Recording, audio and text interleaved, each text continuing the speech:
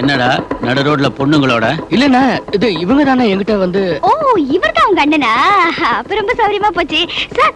நான் சொல்றேன் சார், இன்னைக்கு எனக்கு பர்த்டே சார். இவர் எனக்கு ட்ரீட் கொடுக்குறேன்னு சொன்னாரு, அதனாலதான் நான் ஃப்ரெண்ட்ஸோட வந்திருக்கேன் சார்.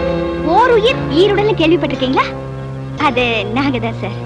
அந்த அளவுக்கு போங்க சார், எனக்கு வெக்கமா இருக்கு. வீட்டுக்கு போலாம். எப்பவும் போல ஐஸ்கிரீம் பார்க்க மறக்காம வந்துருங்க. வரீங்களா? உன்னை வந்து மாட்டிக்கிட்டியா? பாரு.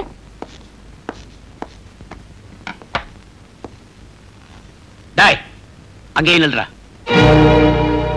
ஒழுங்கா போலீஸ் ஸ்டேஷன் போயிட்டு வாடான்னா வேற எங்கேயோ போய் விதவிதமா ட்ரெஸ் பண்ணி எதையோ கத்துட்டு வரான். ஆமா, ஆளுதான் வளர்ந்துருக்கான் தடிய மாதிரி.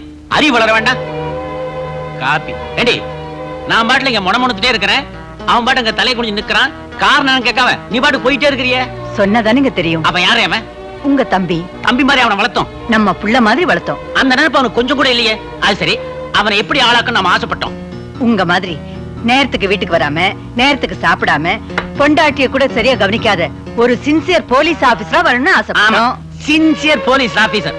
அந்த நினைப்புலயே அவன் மண்ணை போட்டாண்டி, மண்ணை போட்டான். என்னப்பா நடந்தது? அவனை ஏண்டி கேக்குற? என்ன கேள்வி? கண்ணால பார்த்தவன் நான் சொல்றேன்.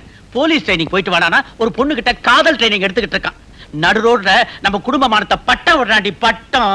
போதா குறைக்க அந்த பொண்ணு கிட்ட வந்து ஐ லவ் ஹிம் சாகுறா. சீ சீ சீ சீ சீ. தம்பி, இவர் இத பாரு, இனிமே அவன் நிக்க கூடாது. பட பட பட பட. அண்ணே, உள்ள போடான்னு சொன்னேன். உண்மையா சொல்றேன், நீயும் நானும் செலக்ட் பண்றதா கூட இவனுக்கு பொருத்தமான ஜோடியை செலக்ட் பண்ணிருக்கவே முடியாது. அடாடாடாடா, என்ன அழகு, என்ன அடக்கம், என்ன நட, அசத்திட்டா போ. டேய், அந்த பொண்ணுக்கு உனக்கு தான் கல்யாணம், நானே ஜாம்ஜன் நடத்தி வைக்கிறோம். போடா. அட பாவி, என்ன குஷியில போறான். நானும் தான் நல்லா லவ் பண்ணி கல்யாணம் பண்ணிக்கணும்னு நினைச்சேன். ஆனா நீ கல்யாணத்துக்கு அப்புறம் தான் என்கிட்ட வந்து பேசின. அனுபவிக்கிட்டோம்.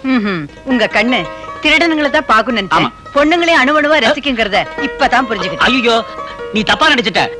அவன் வருங்கால மனைவியாச்சே, ஏதோ குஷிப்படுத்துவோங்கிறதுக்காக கட்டிக்க சொன்னேன். அவ பொண்ணாவ வெள்ளரிக்காய்க்கு தோல் உரிச்ச மாதிரி. 1000 தான் சொல்லு, உன் சிரிப்புக்கு முன்னாடி எந்த பொண்ணு நிற்க முடியாது. இந்த சிரிப்புல அன்னைக்கு அசந்தவன் தான் இன்னி வரைக்கும் அசந்துகிட்டே இருக்க. போங்க.